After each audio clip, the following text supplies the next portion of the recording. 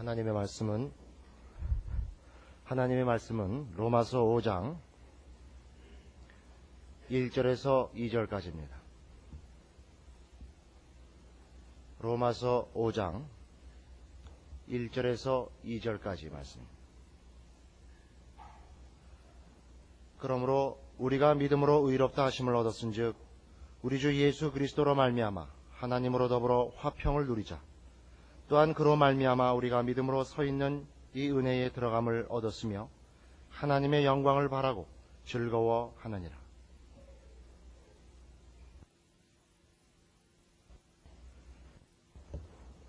성경이 얘기하는 믿음으로 말미암아 구원을 얻는다는 이 말씀은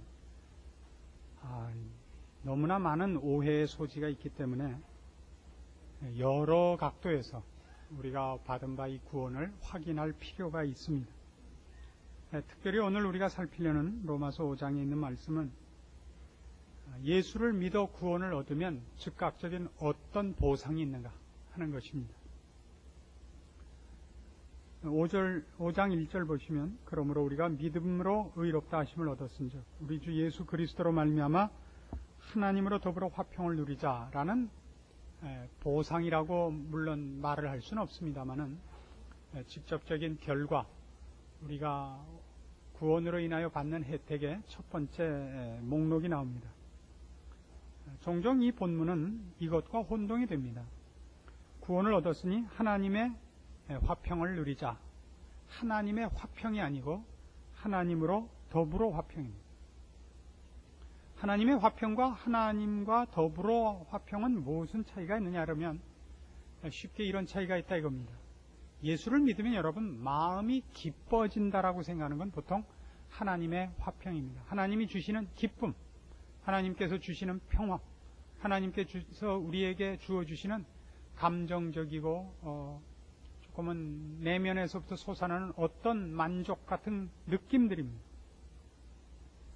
그러나 지금 구원을 다룸에 있어서 로마서가 특히 우리에게 관심을 보이는 것은 우리의 구원은 이런 감정적이고 느낌이고 체험이고 어떤 이런 식으로 점검하지 말고 사실적으로 냉정하게 점검을 하라는 것입니다. 사실적이고 냉정한 점검, 법적, 객관적, 공식적 차원에서의 우리의 지위를 확보한 어떤 사건에 대한 인식, 이것이 구원에 대하여 우리가 분명히 해야 될 것임을 말합니다. 그래서 예수 그리스도로 말미암아 하나님으로 더불어 화평을 누린다라는 이 구원의 결과, 우리가 누릴 수 있는 이 목록은 그렇지 않았으면 어떡할 뻔했느냐 하는 것과 대비되어야 합니다.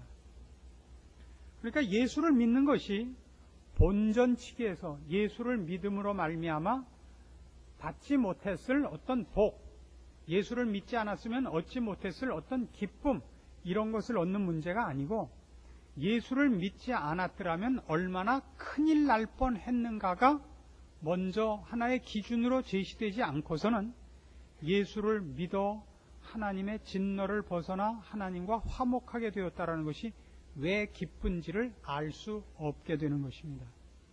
여기가 늘 신자들이, 대부분의 신자들이 그의 신앙을 점검하는 부분에서 놓치곤 하고, 그리고 이것 때문에 많은 기독교인들이 잘못된 길로 가는 이유입니다. 에베소서 2장으로 가십시다.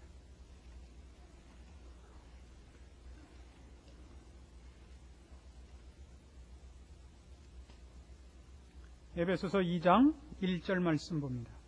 우리는 다시 한번 하나님 앞에서 우리가 어떤 모습이었는가, 예수가 없었더라면 어떻게 될 뻔했는가를 분명히 할 필요가 있습니다. 에베소서 2장 1절, 너희의 허물과 죄로 죽었던 너희를 살리셨도다. 그때 너희가 그 가운데서 행하여 이 세상 풍속을 쫓고 공중의 권세 잡은 자를 따랐으니 곧 지금 불순종의 아들들 가운데서 역사하는 영이라.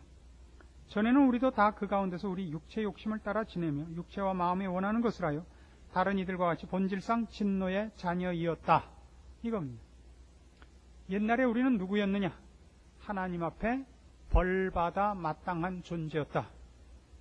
이것이 없이는 하나님과 화목하게 되었다라는 것이 무엇인지를 납득할 수가 없게 됩니다. 그렇죠? 우리가 그 전에 하나님과 어떤 사이였는가? 하나님에게 아무런 호의적인 것을 받지 못하고 그의 진노와 형벌과 꾸중 앞에 있을 수밖에 없었다는 것이 인식되지 않는 한 예수를 믿어서 하나님과 화목됐다는 것이 왜 감사거리고 왜 기쁨인지 알 방법이 없습니다. 그래서 회개란 뭐냐 그러면 내가 누군지를 아는 것이 회개입니다. 나 혼자서 충분하다고 생각했다가 나 혼자 있었더라면 하나님이 나에게 간섭을 하시지 않는다면 내가 정말 큰일 날 뻔했구나를 알고 돌이키는 것이 회개입니다. 회개는 도를 깨우치는 것이 아닙니다. 선해지기로 각오하는 것도 아닙니다. 우리 인간이 누군지를 제대로 인식하여 하나님 앞에서 하나님 저를 불쌍히 여겨주십시오. 이대로 내비두시면 저는 큰일 나게 되었습니다. 라는 깨우침을 갖는 것. 그런 자신을 인식하는 것이 회개의 첫걸음입니다. 그러나 우리의 회개는 또 우리의 구원은 우리의 믿음은 제가 하나님께 매어 달리겠으니 하나님 이제 저한테 좋은 거 주십시오 하는 때를 쓰는 것밖에 되어 있지 않은 경우가 너무나 많다 이겁니다. 로마서 1장으로 가시죠. 처음에도 이 부분을 하고 왔습니다마는 이제 이 시점에서 구원 문제를 다 설명한 시점에서 다시 한번 자연인의 모습, 주를 모르는 사람의 모습, 그가 하나님 앞에 어떤 존재인가 하는 것을 다시 한번 확인할 필요가 있습니다. 로마서 1장 21절입니다.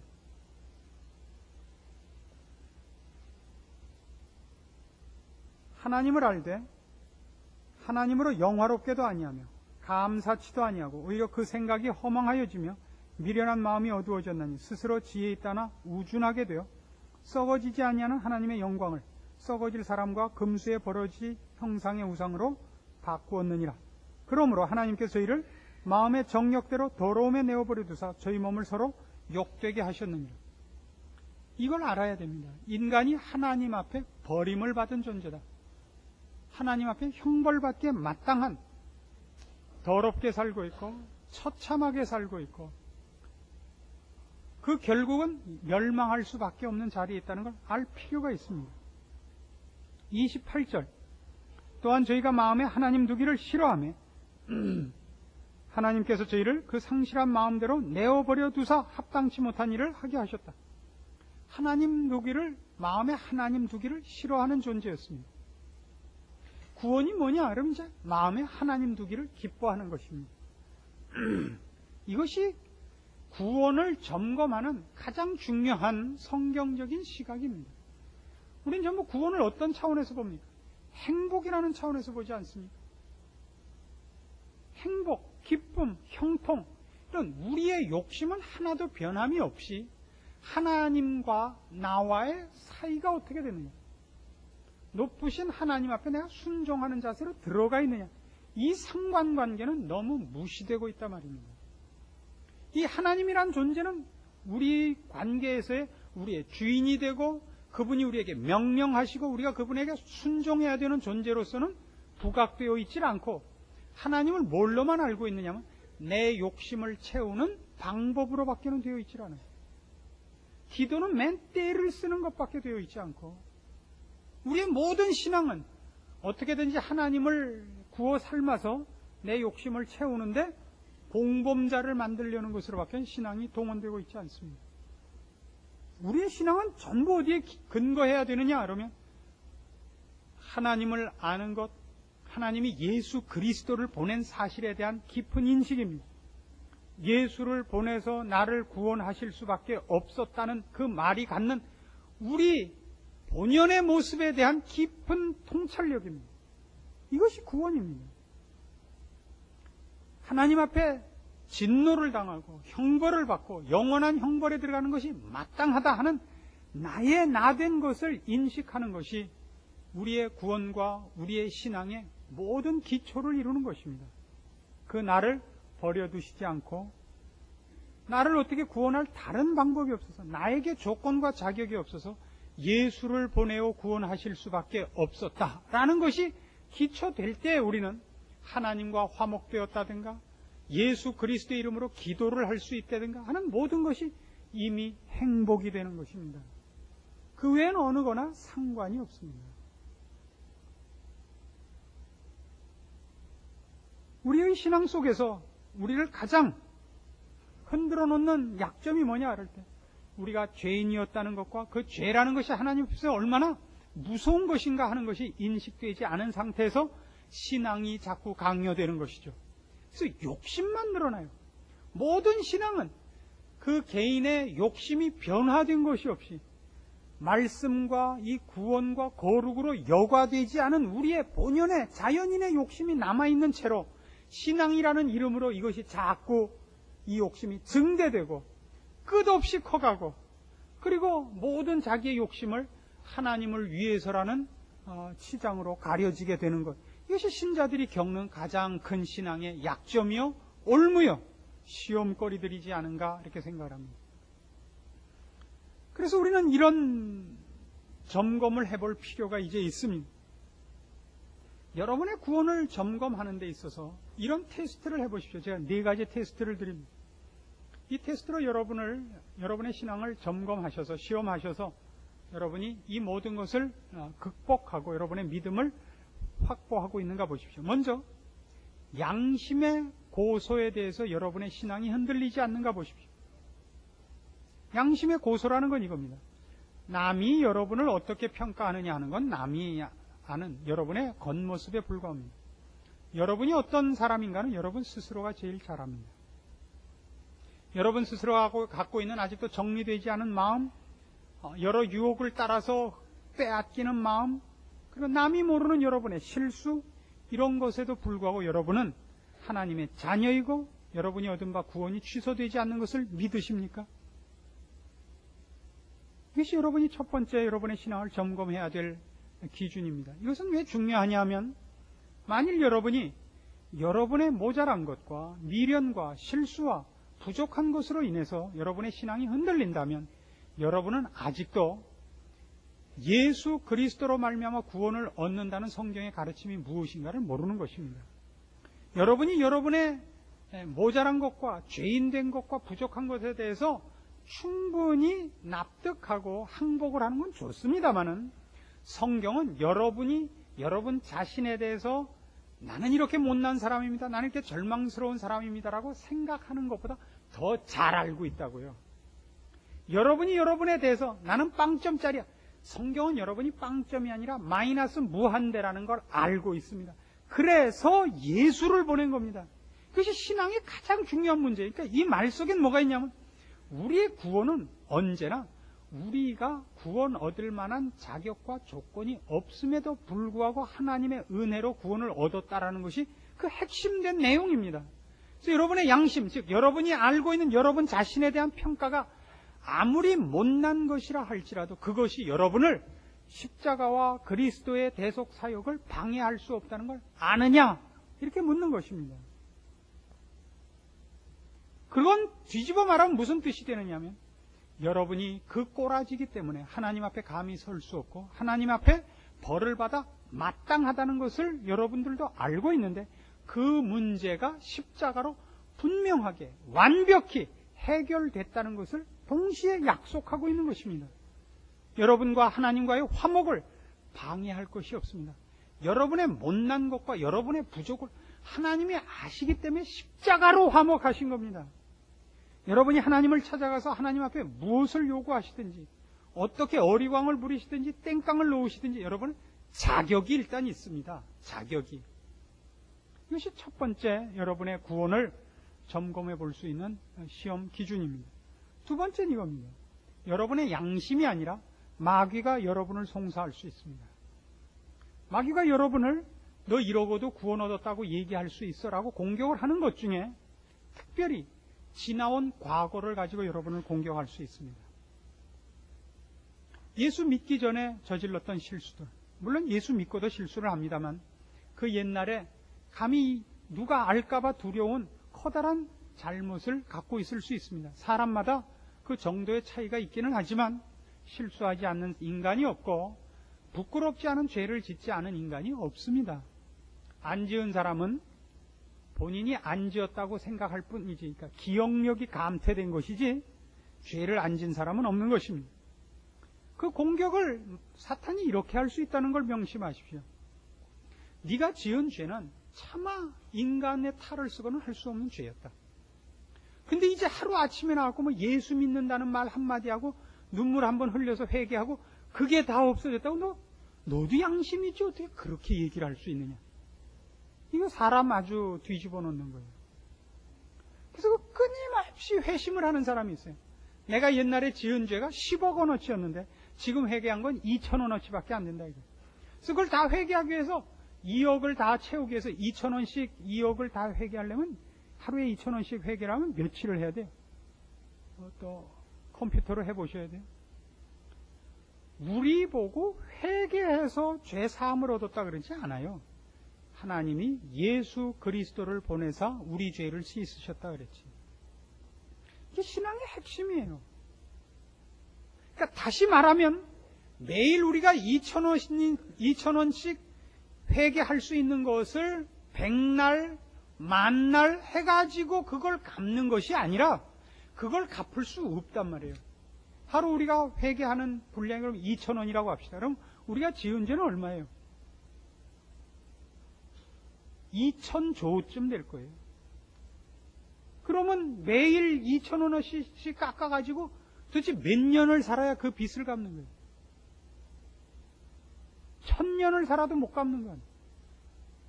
우리가 씻어야 하는 우리 죄는 우리가 씻을 수 있는 것이 아니었단 말입니다. 우리가 씻을 수 없는 죄였기 때문에 십자가가 등장한 거예요. 십자가가 등장한 것은 우리 죄가 아무리 크다 할지라도 하나님께서 우리와 화목하기로 작정하셨기 때문이라고요. 자꾸 이 모든 문제를 동원해서 뭘 확인하려고 그러냐면 우리가 지은 죄가 얼마나 컸었으며 그럼에도 불구하고 십자가가 어떻게 완벽히 우리와 하나님을 화목시켰는가. 이 두 가지가 놓쳐지지 말란 말이에요. 자꾸 어디로 뛰어가려고 그래요. 우리는 나 회개했다, 예수 믿었다, 나 행복 주십시오. 자꾸 이리 간단 말이에요. 그게 아니라 언제나 구원은 우리에게 내가 누구였는가, 내가 어떤 죄인이었는가, 내가 죄인이라는 것이, 성경이 얘기하는 인간이 죄인이라는 것이 얼마나 무시무시한, 참혹한, 두려운 자리에 있었던 것인가가 인식되고, 그럼에도 불구하고 하나님이 우리를 사랑하사 예수 그리스도 우리를 화목하게 하려고 하셨다라는 말이 무엇인지 그 두 가지를 구원 문제에서 놓치지 말아달란 말이에요. 구원을 언제나 기쁨, 형통, 승리, 팔짝팔짝 뛰는 거 일로 끌고 가지 말아달란 말이에요. 나 혼자만 악쓰게요. 이 문제를 이제 세 번째 테스트는 이겁니다. 여러분이 지금 죽어도 천국에 갈 것을 여러분이 확신하는가 하는 거예요. 제가 아는 가까운 친구 중에 하나는 자기는 지은 죄가 많아서 교회 집사예요. 그런데도 하나님께 늘 이 기도를 한대요. 저를 교통사고 같은 걸로 갑자기 죽게 하지 말아 주십시오. 저는 병실에서 비실비실 앓다가 죽게 해 주십시오. 그런데 왜요? 회개할 기회를 가져야 된대요. 물론 그가 갖는 그 거룩과 완성을 향한 하나님 앞에서의 부족감을 느끼는 건 좋아요. 그러나 구원은 그렇지 않습니다. 구원은 우리의 노력이나 우리의 자격이 아니에요. 예수 그리스도의 십자가로 된 거예요. 우린 지금 꽝 죽어도요, 사기치다 죽어도 천국 가요. 그건 제가 보장을 할게요. 그래서 전 이렇게 기도해요. 죽을 때 빌빌거리지 않게 꽉 죽여주십시오. 그리고 하나 더 붙여서 가능한 한 빨리 불러주십시오. 죽음이 여러분에게 어떤 모습으로 되어 있습니까? 죽음이 여러분에게 공포입니까? 아니면 기쁨입니까? 죽음은 여러분에게 기쁨이어야 됩니다. 당연히 그래야 됩니다. 그러니까 뭐 선착순으로 죽음으로 달려갈 필요는 없습니다. 살아있는 동안 우리에게 책임이 있기 때문이죠. 무책임하게 죽어버려서는 안 됩니다. 그러나 죽음은 우리에게는 천국으로 들어가는 것입니다. 해외여행 가려고 비행기를 타는 것과 같습니다. 두려울 것이 없습니다. 과연 그러십니까? 왜 죽음을 두려워합니까? 정말 이 꼴로, 내가 준비되지 않은 꼴로 죽어도 정말 천국에 갈 것인가? 갑니다. 예수만 믿으시는 것이 사실이라면. 마지막은 이겁니다. 여러분이 지금 예수를 믿고 나서 큰 죄를 지금 짓고 있다고 합시다. 지금 큰 죄를 짓고 있다고 하면 어떻게 됩니까? 그래도 천국 가는 문제는 여러분에게 조금씩도 이 문제가 방해 요소가 되거나 어떤 부작용을 일으키지 못합니다. 이걸 여러분 이해하시는데 좀 시간이 걸리실 것 같습니다. 지난주에도 말씀드린 바와 같이 그럼 내가 뭐 때문에 깨끗하게 사는가? 그거는 신데렐라가 파티에 가지 않고 계속 옷 벗어서 신데렐라 붓디고 만든 꼴이라 그랬습니다. 여러분은 천국 잔치의 부름을 받았습니다. 거기에 가실 수밖에 없습니다. 여러분이 무슨 죄를 져도 거긴 갑니다. 한번 구원을 얻은 사람을 하나님이 놓친 예가 없습니다. 우리는 우리가 지은 죄까지도 우리를 하나님의 사랑에서 끊을 수 없음을 인정해야 됩니다. 왜냐하면 내가 원래 구원을 얻을 때도 구원 얻을 자격이 있어서 얻은 것이 아니기 때문에 자격 없을 때, 자격이 없는 정도가 아니라 자격으로 따지면 제일 나쁠 때 구원을 얻었습니다. 그것보다 더 나쁜 조건으로 우리는 다시 떨어질 방법이 없습니다. 이것이 여러분에게 확인이 됩니까? 우리는 이거를 확인키 위하여 성경 구절 두 군데만 찾아옵니다. 로마서 4장 4절을 봅시다.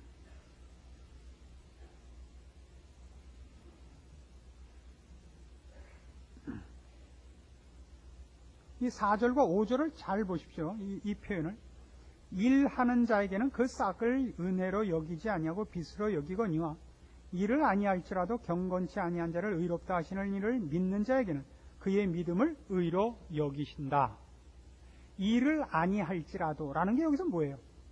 구원을 얻는 데 필요한 조건과 자격과 노력과 자격이 없음에도 불구하고 믿음으로 의롭다함을 얻는 것입니다. 우리는 우리의 구원을 위하여 일을 하지 못하는 존재였습니다. 이제 하나님께서 그의 크신 은혜로 우리를 구원을 했습니다. 미래적인 걸 봅시다. 8장 1절.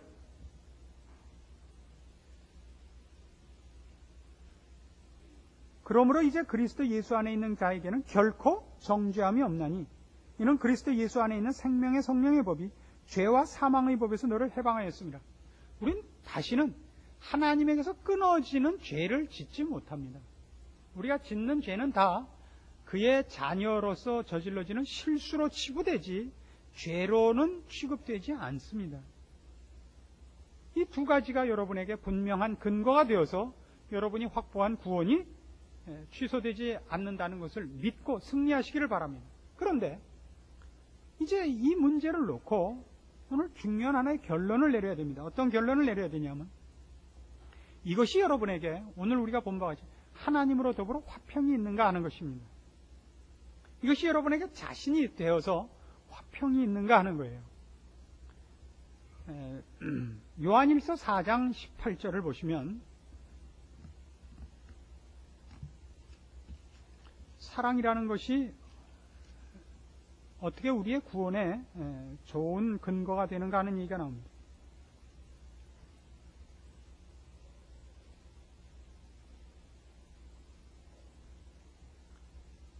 요한일서 4장 16절을 보십시다. 하나님이 우리를 사랑하시는 사랑을 우리가 알고 믿었느니 하나님은 사랑이시라. 사랑 안에 거하는 자는 하나님 안에 거하고 하나님도 그 안에 거하시느니라. 이로써 사랑이 우리에게 온전히 이룬 것은 우리로 심판날에 담대함을 가지게 하려 함이니 주의 어떠하심과 같이 우리도 세상에서 그러하니라. 18절 다 같이 읽어주십시오.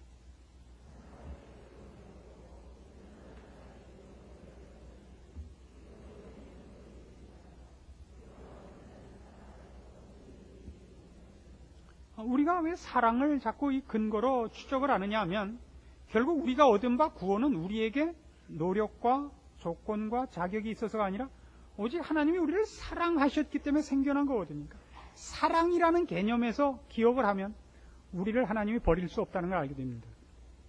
법적 차원이 아닙니다. 법적인 기준이 아니라 사랑의 기준입니다. 이런 우스갯소리가 있습니다. 어떤 목사님이 그가 키운 제자 하나가 미국에 유학을 갔다가 미국에서 한국 사람하고 결혼을 하게 됐습니다. 목사님께 편지가 왔어요. 이만저만한 사람하고 이렇게 저렇게 돼서 결혼을 하게 됐다. 그래서 목사님이 축전을 보냈습니다. 요 1, 4, 18 요한일서 4장 18절 이렇게 해서 보냈습니다. 그래서 이제 결혼식을 마치고 그 존경하는 목사님이 보낸 축전이라 해서 이제 남편과 함께 축전을 폈더니 요일 48이라고 왔어요. 그래서 이제 성경책을 찾는데 이 우체국 직원의 미스로 요일 48이 요 48로 갔어요. 요한복음 4장 18절이었어요. 둘이 열심히 펼쳤더니 여인아 네게 남편 5이 있었으나 지금 있는 남편은 내 남편이 아니니라. 이러고도 요한일서 4장 18절 못 외우면 사람도 아니에요. 분명히 기억을 해 두셔야 돼요. 근데 이 두려움이 없다는 것 이제 이해를 하시겠습니까? 두려움이 없다. 하나님의 사랑 안에서 나를 끊을 자가 없다. 두려움이 없어요. 이제는 하나님 앞에 내가 형벌을 받는 입장이 아니고 사랑의 대상입니다. 근데 이 기쁨을 그가 어떻게 이해하느냐 하는 데서 이제 하나님과의 화평이라는 것이 어떤 사람에게는 구원 자체를 오해한 것으로 나타날 수 있습니다. 즉, 우리가 이제 이 결론에서 확인할 건 이겁니다. 거짓된 화평을 소유하고 있는 신자가 있습니다. 엄격한 의미에서는 그는 신자가 아닐 수도 있습니다. 거짓된 화평을 가진 자.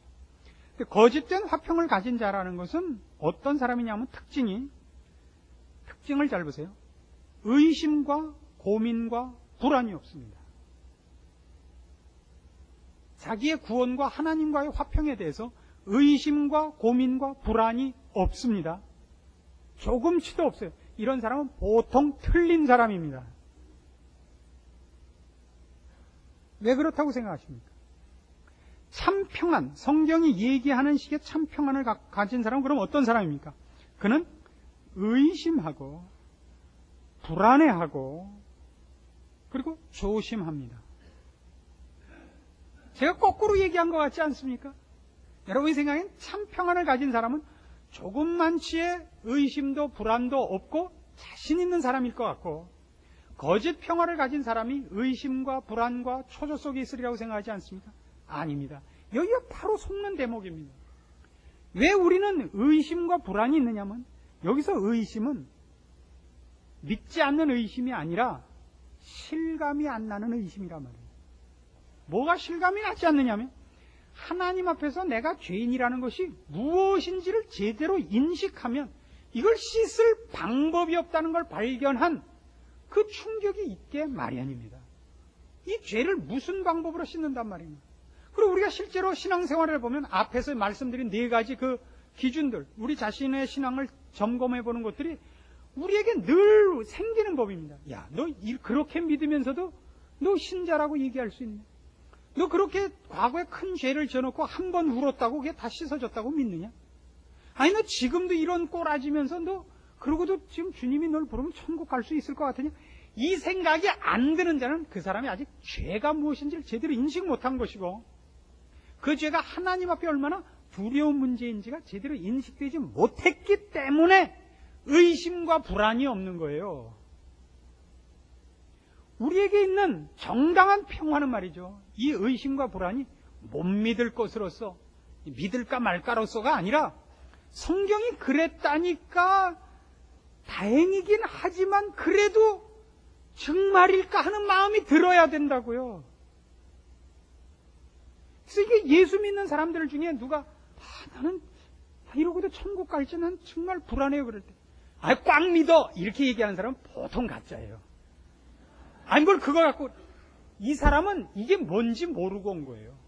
그래서 하나님과의 화평을 어느 쪽으로 가냐면 소풍 가고 여행 가고 좋은 거 먹고 또 좋은 거 먹고 좋은 옷 입고 또 좋은 옷 입고, 비가 오는 게 뭔지 바람이 부는 게 뭔지 애를 키우는 게 뭔지 애 보고 너 죽고 나 죽자 그래야 되는 게 뭔지 모르는 사람인 거예요. 세상이 그냥 온통 보랏빛 인생이고 핑크빛이고 우리 딸내미 같이 사는 거예요. 우리 딸내미의 유일한 불만이 있다면 엄마보다 늦게 태어나서 아빠를 엄마한테 놓친 것, 이거 외에는 불만이 없어요 지금.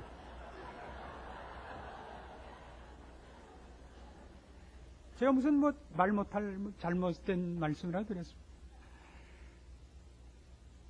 인간이 누구냐, 죄가 얼마나 무서운 것이냐를 제대로 인식하지 못했을 때만 이 평화, 이 확신이 여러분에게 한 점의 의심도 없이, 걸림도 없이 여러분의 것이 됩니다. 그래서 펄펄 뛰어 나는 늘 기뻐요. 이건 밥통이거나 정신 박약하거나 무슨 좀 약간 같거나 이쪽이 아니면 그 말 할 수 없습니다.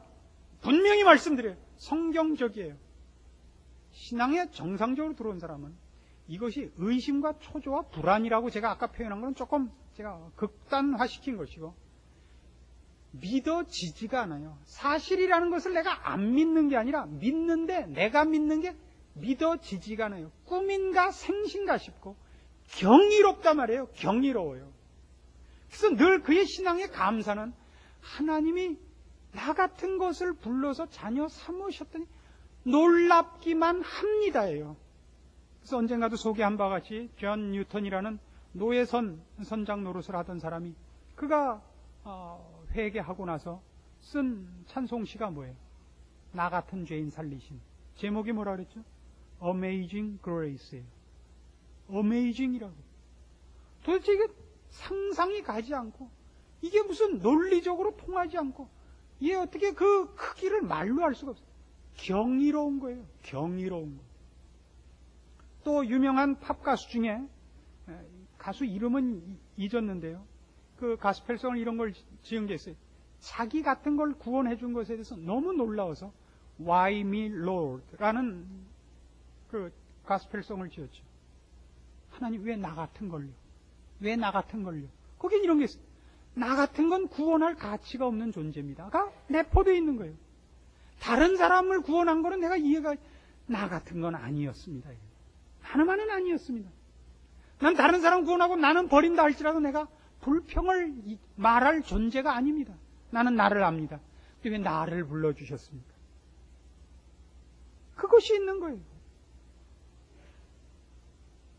우리가 하나님과 평화를 누린다 하는 이 얘기 속에 무조건 기쁨, 행복, 펄펄 뛰는 거, 이리로 가는 감상적이고 체험적이고 우리의 마음 속이 왈랑왈랑하는 그 얘기를 논하는 것이 아니라 이 착 가라앉은 냉정무쌍한 내 꼬르자 라지를 분명히 확인하고 난, 그럼에도 불구하고 하나님이 우리를 그의 자녀로 부르시고 사랑의 대상으로 삼으시고 그와 화목해 하셨다는 것을 확인한 이 경이로움, 이 믿어지지 않는 사실의 확인이 여러분에게 있어야 이것이 성경이 얘기하는 참다운 우리의 구원의 확신인 것입니다. 그래서 여러분께서 믿어지지 않고 여러분을 들여다볼 때마다 이 말씀이 여러분의 것이 아니라 남의 것 같아 보이는 것이라면 여러분은 정당한 신앙의 자리에 들어와 있는 자입니다. 곁에 서 있는 나는 늘 기뻐요, 이런 사람 부러워하지 마시고 정신병원에 보내십시오. 그런 사람, 여러분들이 정당히 구원을 얻은 사람입니다. 여러분의 생각이 정상적인 생각입니다. 단 거기 멈춰 서지 마시고 이 실감나지 않는 우리의 구원, 믿어지지 않는 이 구원이 주 그리스도 예수 안에서 거듭난 자로서 신앙생활을 해나가므로 그의 말씀을 따라 순종해 나가는 신앙 경험 속에서 확인되어서 과연 그렇구나, 그 사랑이 이렇게 크구나가 실감나는 경지에까지 꼭 가시기를 부탁드립니다. 믿어지지 않는 데 서 있지 마시고 그것이 여러분의 것으로 자리 잡고 충분히 여러분의 것으로 납득되고 소유되고 자신감을 갖는 자리까지 하나님이 요구하시니까 마땅히 그 자리까지 가셔서 여러분 입술에 경이로움을 넘어선 찬송과 감사가 끊이지 않는 신자의 여생을 남김없이 누리시는 여러분 다 되기를 권합니다. 기도하십시오. 하나님 아버지의 은혜를 감사합니다. 우리를 죄 가운데서 구원하시고 하나님의 자녀 삼으사 우리의 입술에 참으로 경이로운 찬송과 경이로운 한탄과 경이로운 찬송을 두셨습니다. 우리가 하나님 앞에 할 말이 없습니다. 우리를 구원하신 하나님의 높으심과 우리가 죄 씻음 받은 우리의 지은 죄가 무엇인지를 알기 때문입니다.